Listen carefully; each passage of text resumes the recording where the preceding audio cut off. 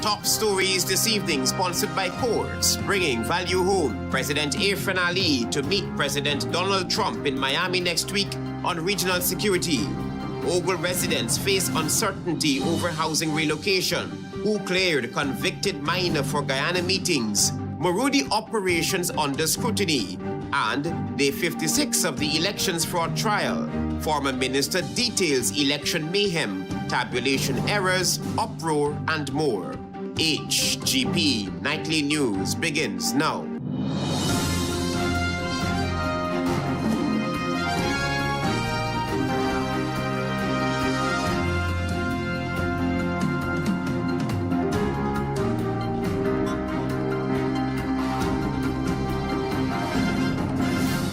Good evening to our viewers here in Guyana and online. I'm Travis Chase with the Thursday, February 26th edition of the HGP Nightly News. We have what you need to know this evening. Guyana's President IRFAAN Ali is set to meet U.S. President Donald Trump in Miami next week for high-level talks on regional security and cooperation. We begin our broadcast with this story from Tiana Cole. President IRFAAN Ali, who is currently in St. Kitts and Nevis attending the 50th CARICOM Heads of Government meeting, is scheduled to travel to Miami, Florida next week for a meeting with U.S. President Donald Trump.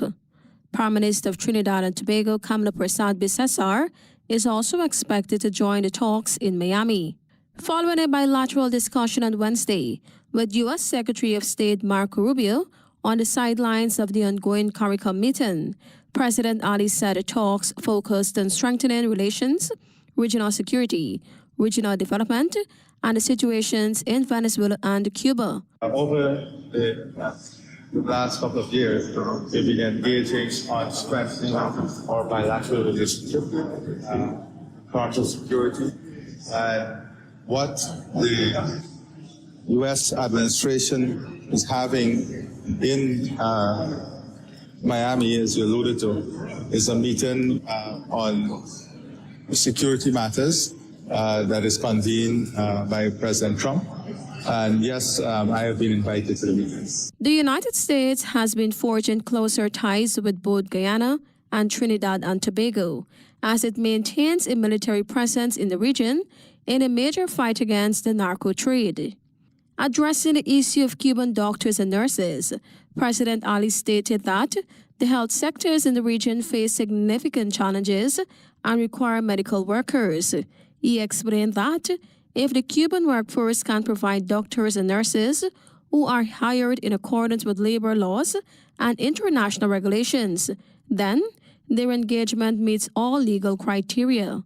We ensure that they are paid within the laws of our country and under the same conditions as any other worker is paid, that is, they receive their money directly, then I think you meet all the international criteria. In recent months, the Trump administration's policies have placed renewed focus on U.S. relations with Cuba, including economic and diplomatic pressure.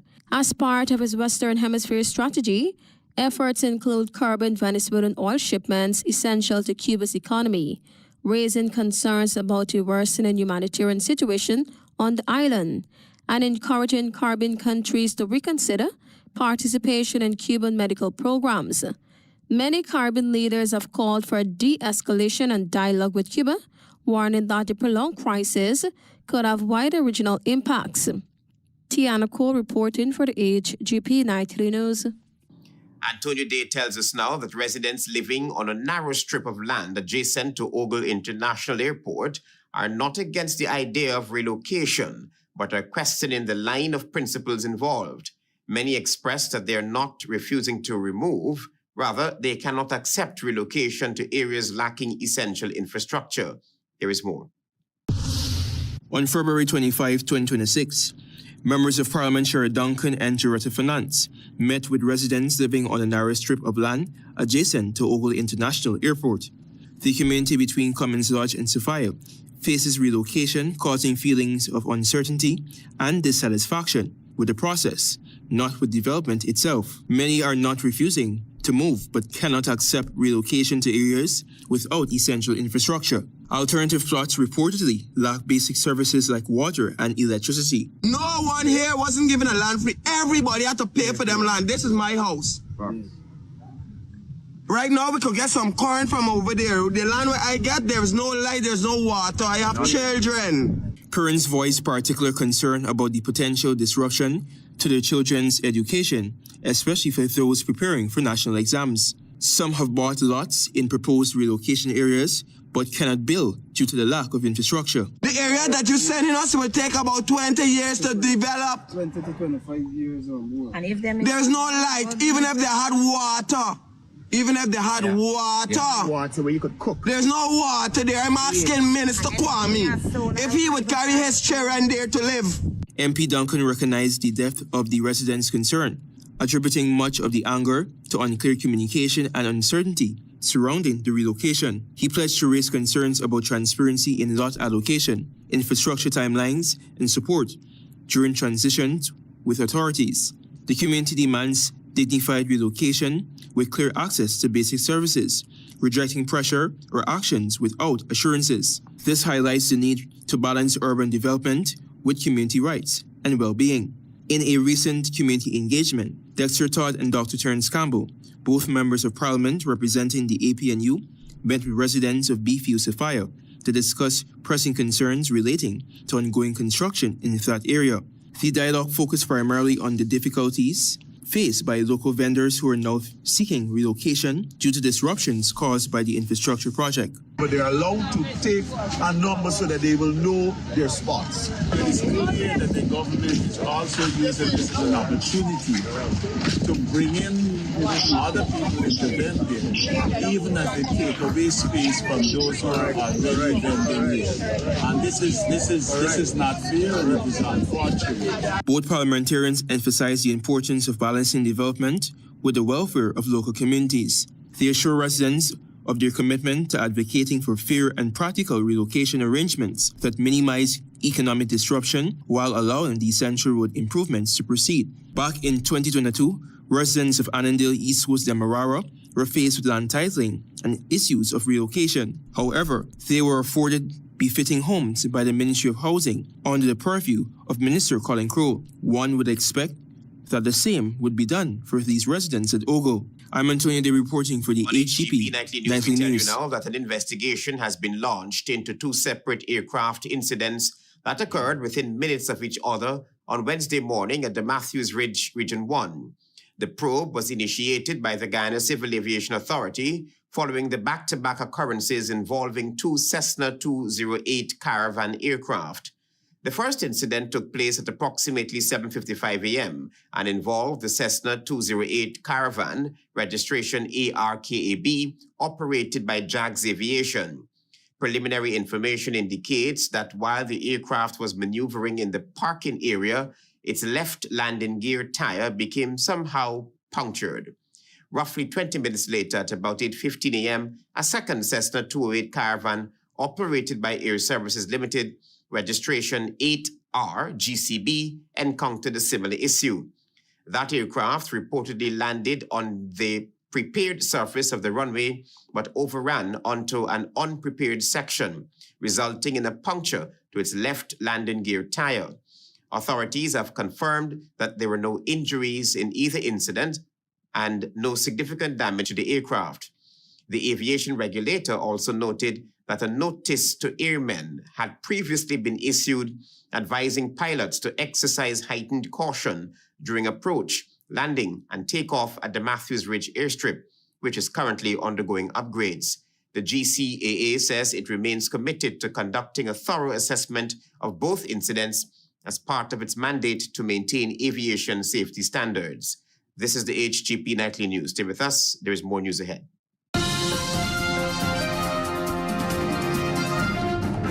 Celebrate with us at Courts. We have what you need at the biggest season sale. Save with great deals and huge savings on select items store-wide. Get unbeatable values on TVs, new arrivals in furniture. Save on select bedroom sets, large appliances, free gifts, and much more. Shop now, pay later. Get huge savings this season, only at Courts. Bringing value home. Offers end February 28, 2026. Conditions apply. Welcome to SNL Electrical Inc., where lighting and electrical needs are met with expertise and style. From the latest in electrical lamps to durable cables, circuit breakers, panels, we have it all.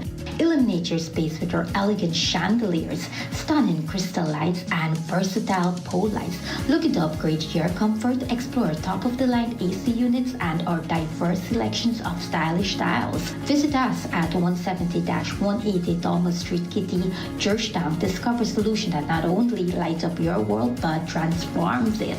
Call us on telephone number 226-3018 or 223-1634. SNL Electrical Inc., powering your life with elegance, quality, and care. Krishna Rao Establishment.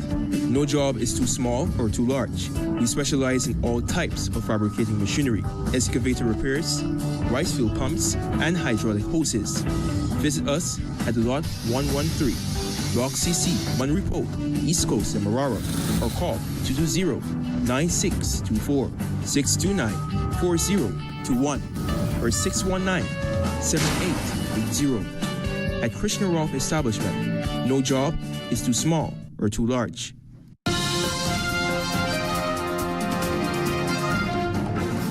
Welcome back to the HGP Nightly News, a developing story.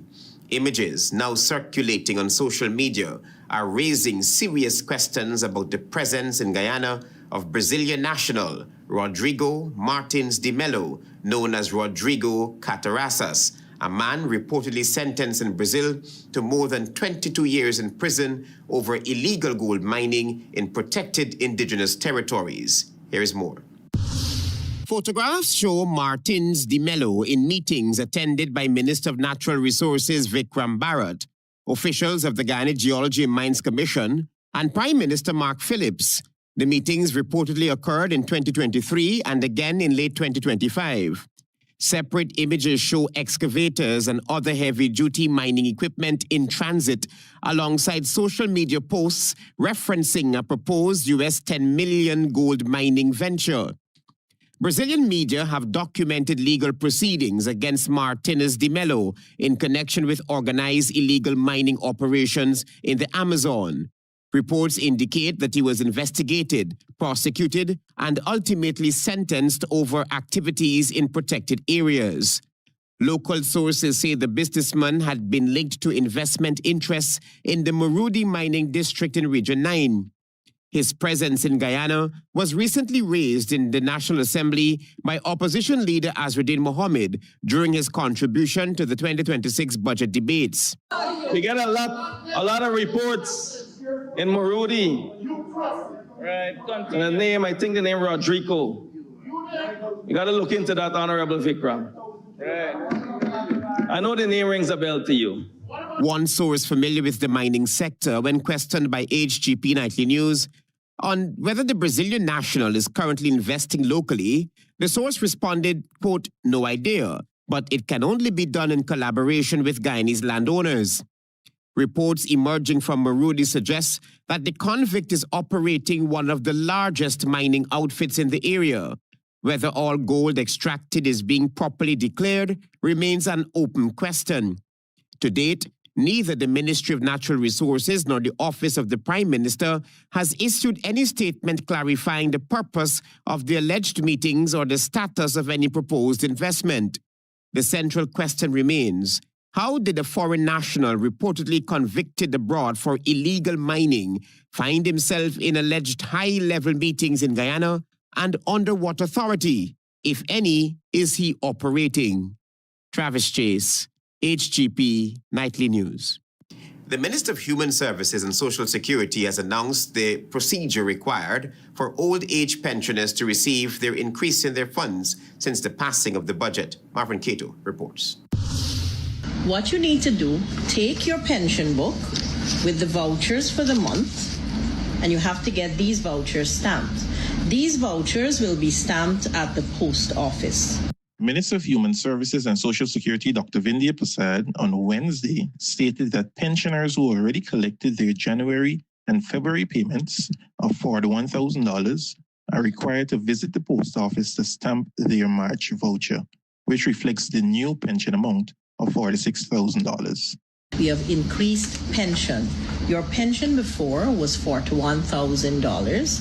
As of the passing of the budget, it is now $46,000. The minister reminded that once the March voucher is stamped, pensioners will receive $5,000 owed to them, retroactive January and February, $5,000 for each month, which is a total of $10,000 combined. The additional payout is as a result of the passage of the 2026 budget, which catered for $5,000 increase every month this year. As a result, pensioners will collect a total of $56,000 in March. When your vouchers are stamped, a few things happen.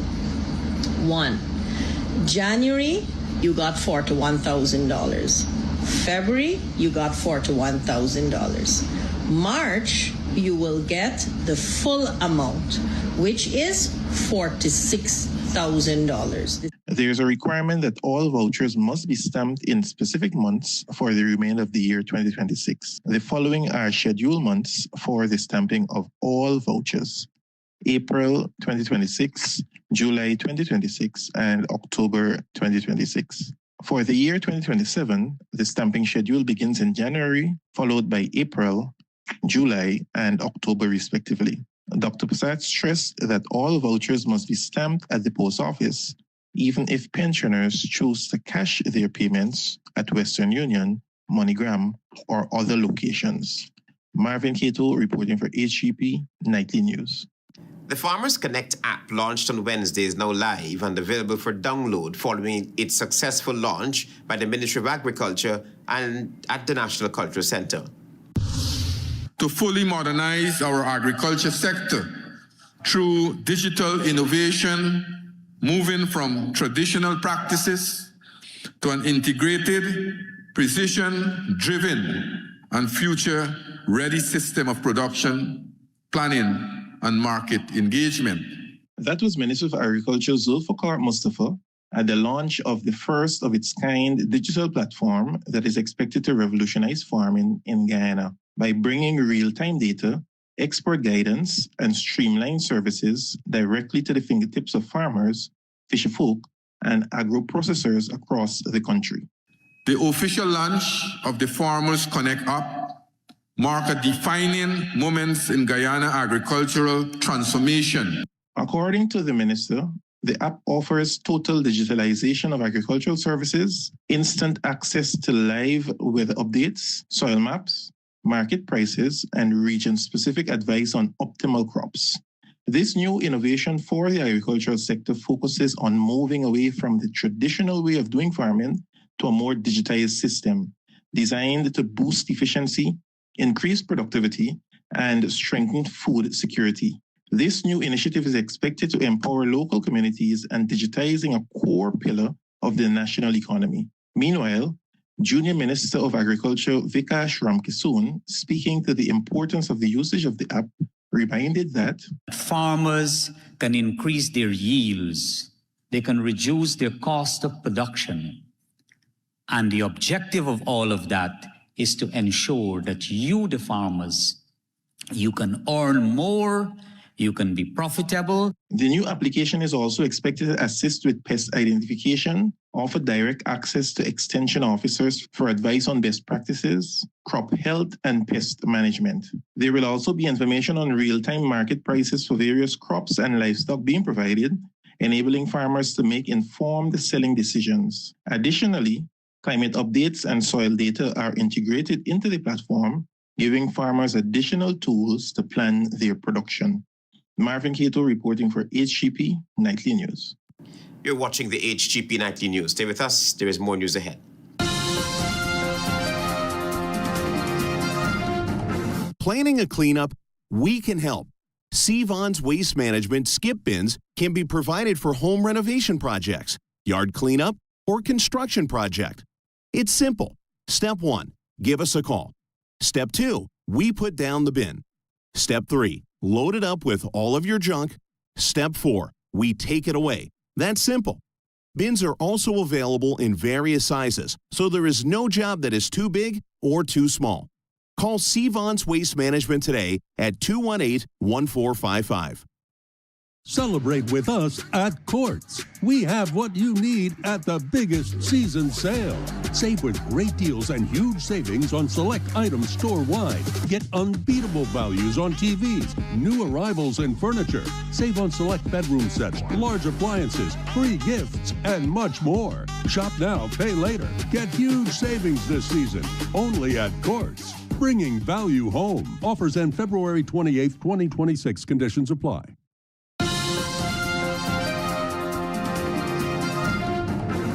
Thanks for staying with us here in the HGP Nightly News.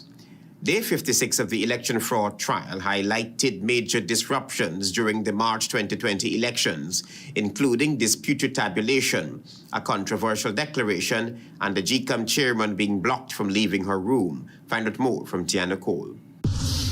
Former Minister of Home Affairs Robson Ben, who also served as senior advisor to the ministry, took the witness stand on Thursday before Acting Chief Magistrate Faith Magusti. Ben's testimony focused on events surrounding the tabulation of votes for Region 4 during the high-profile March 2020 elections. Ben told the court that election day itself proceeded relatively smoothly, but complications began on March 3, 2020, during the tabulation process. According to Ben, a GCOM official was inputting numbers into a computer system, which were displayed on a large screen. Party agents quickly raised concerns that the figures being entered did not match the official statements of polls. Tensions escalated when former Region 4 returning officer Clement Mingle left the building due to illness, leaving the tabulation process temporarily stalled. When Mingle returned on March 4, he resumed his duties, but disagreements over the numbers continued. Ben explained that GCOM staff were using a spreadsheet for tabulation, which caused further discrepancies with the numbers held by party agents. The process grounded to halt amid growing uproar in the GCOM command center. On March 5, the situation deteriorated further when international observers walked out, effectively collapsing the tabulation process. Ben described how Mingo attempted to declare results for Region 4 during the chaos, standing on top of the command center stairs, while police later intervened and escorted him out. The declaration was met with confusion, as numbers were being called amid shouting and disorder. Ben also testified about the treatment of GCOM's chairman during the period. He said a commissioner from the APNU AFC blocked her from leaving her room by standing in the doorway, leading to a brief struggle before she was finally able to exit. Additionally, Ben presented photographs he took during the dispute. Ben is expected to return to court on Friday to continue his testimony.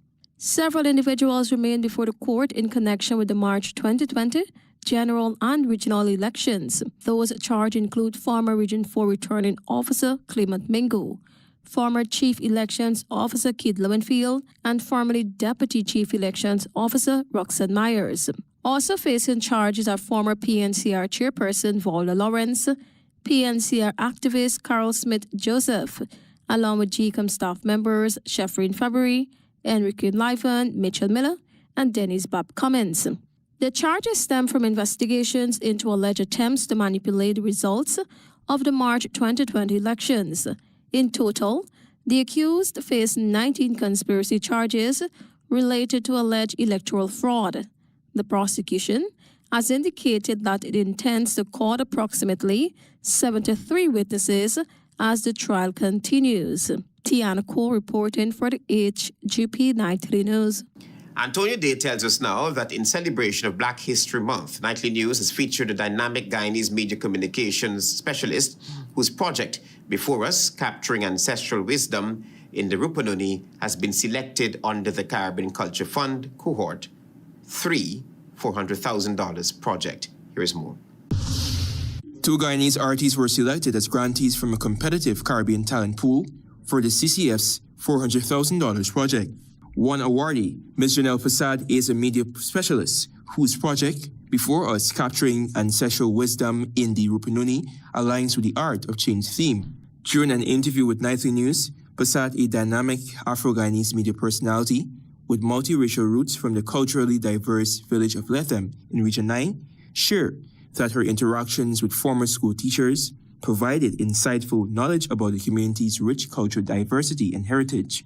From those interactions, Janelle was motivated to submit a project which aligns with the preservation and promotion of cultural diversity. I saw the invitation to submit a proposal for a cultural project, and I thought, well, maybe this project would fit that. And so I just submitted it. You know, the funny thing is, I missed the deadline for that project. 8 o'clock the next morning, I got an email from CCF saying that the deadline was extended.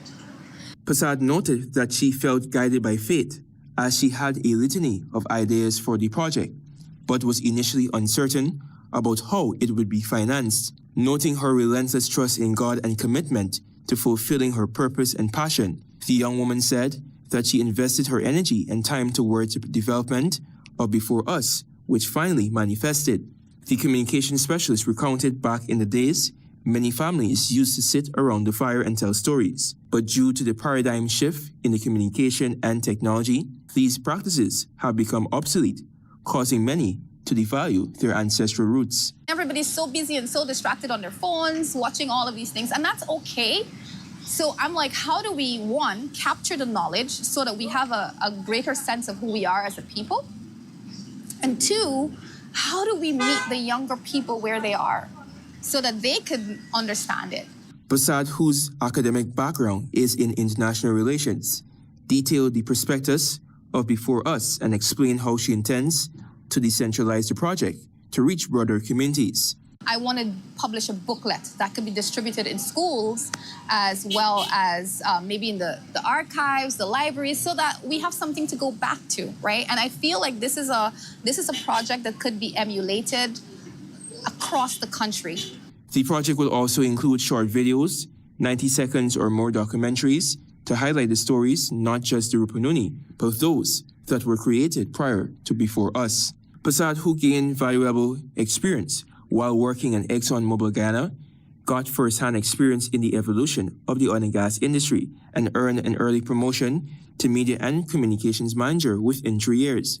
She's also the director of Kasi Consulting, a firm established to assist local companies in developing scalable strategies tailored for local audiences while providing guidance on necessary policy adjustments and standards to effectively engage in an economy that includes international players. Janelle, a dynamic mother of one, is committed to excellence and is a bastion of change, ensuring that Afro-Guyanese, irrespective of their socio-economic background, are not left behind. Antonio Day reporting for the HGP Nightly News. Stay tuned for regional news.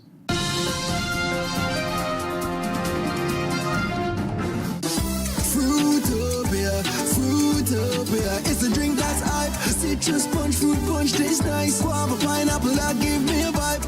We no want nothing less compared to the rest. Fruitopia the best. Quench any thirst when it comes to the test. Perfect thing for my lunch. Flavors pack a punch. Fruitopia, Fruitopia, it's a drink that's hype. It's citrus punch, fruit punch, tastes nice. Fruitopia, the drink that rocks your lunchtime. Driven by oil and gas, Guyana's economy is growing fast, projected to rise by over 16% in 2026. But growth isn't just numbers. It's a young graduate landing a first job, a small business receiving more work, families getting better roads, schools, and healthcare in their communities. So, pay attention, build your skills, and find your place. Since oil production started offshore, oil and gas companies have been investing in the long-term development of Guyana. For more updates, visit www.oilnow.gy. Interested in honoring or paying tribute to a loved one, or just making a loved one feel special? HGP TV offers you all that and more. Air your birthday greetings, death announcements, and wedding anniversaries on HGP TV today. HGP TV offers affordable prices, convenience, and great services. Call us on 220-3660 or email us at sales@hgptv.com.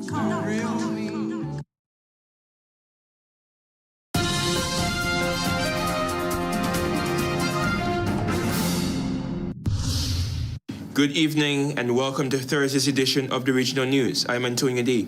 Here's what you need to know as we turn attention to news in the Caribbean.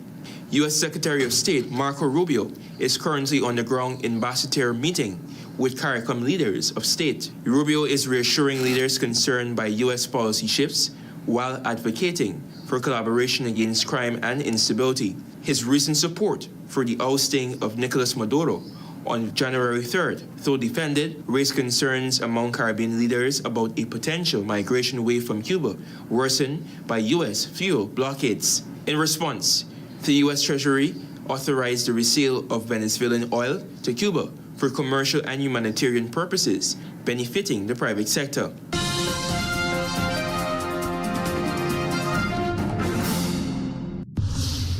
Turning attention to news in Cuba. Cuba's government said late Wednesday that the 10 passengers on a boat that opened fire on their soldiers were armed Cubans living in the U.S. who were trying to infiltrate the island and unleash terrorism. The announcement came hours after Cuba said its soldiers killed 4 people and wounded 6 others aboard a Florida-registered speedboat that had entered Cuban waters and opened fire on the soldiers first, injuring 1 Cuban officer. The Cuban Interior Minister claims that the 10 men on board were armed Cuban nationals living in the United States, intent on quote-unquote infiltration with terrorist ends. U.S. Secretary of State Marco Rubio stated that the U.S. is still verifying the quote-unquote unusual incident, but promised a response once facts are established.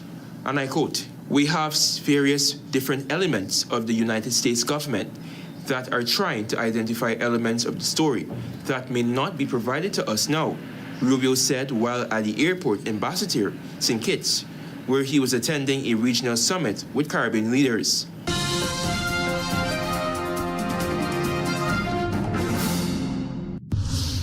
And finally, President IRFAAN Ali on Wednesday confirmed that he and Prime Minister of Trinidad and Tobago, Kamala Bessar, will next month meet with United States President Donald Trump in Florida on security issues.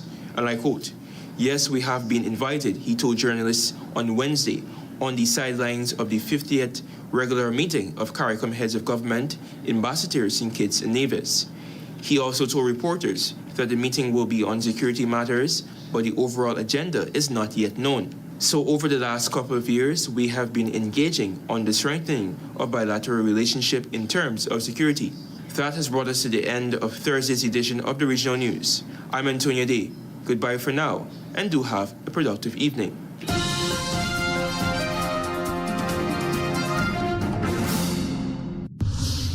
Let's join Delvin Neblet for HGP's Sports Pulse.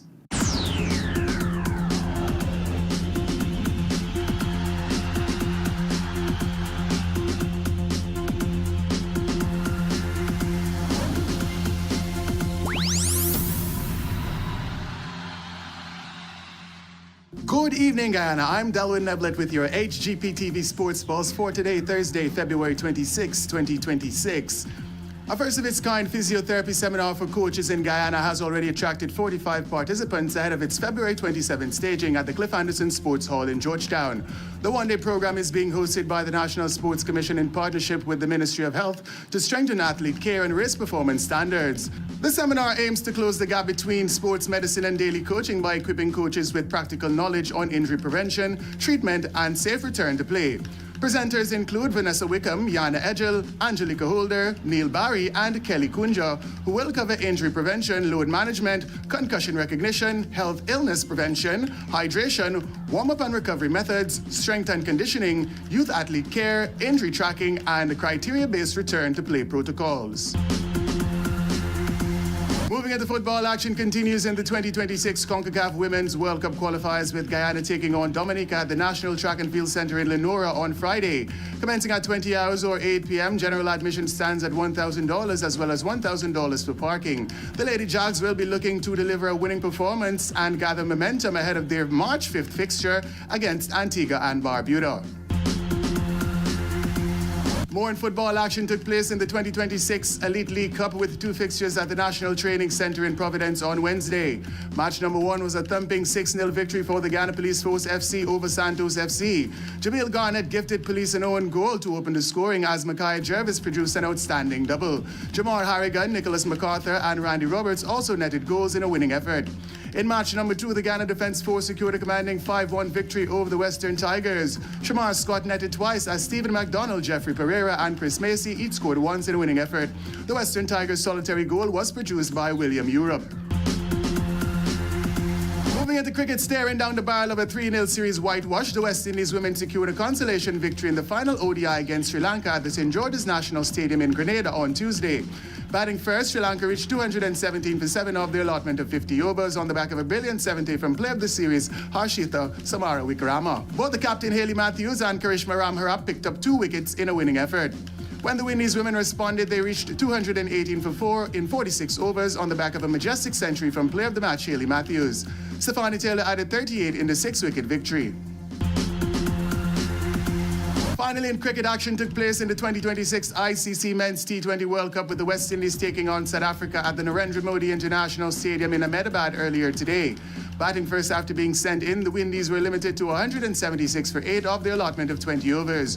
Romario Shepherd remained unbeaten on 52 as Jason Holder added 49. Lungi Ngidi was the pick of the bowlers for South Africa, taking 3 for 30. When South Africa responded, they reached 177 for 1 in 16.1 overs on the back of an unbeaten 82 from player of the match, Aidan Markram. Roston Chase picked up the Windies' solitary wicket as Quinton de Kock added 47 in the 9-wicket victory. The Windies' next fixture in the 2026 ICC Men's T20 World Cup will be against India at Eden Gardens in Kolkata on Sunday.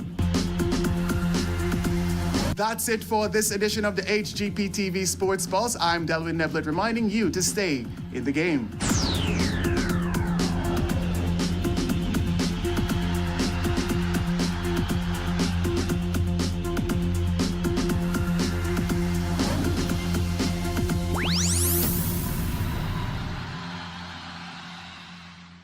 President IRFAAN Ali to meet U.S. President Donald Trump in Miami next week on regional security. OGLE residents face uncertainty over housing relocation. Who cleared convicted miner for Guyana meetings? MARUDI operations under scrutiny. And Day 56 election fraud trial. Former minister details election mayhem, tabulation errors, uproar, and more. Those are our major headlines. For these stories and more, please go to our website. It's www.hgptv.com. I'm Travis Chase. Thanks for watching.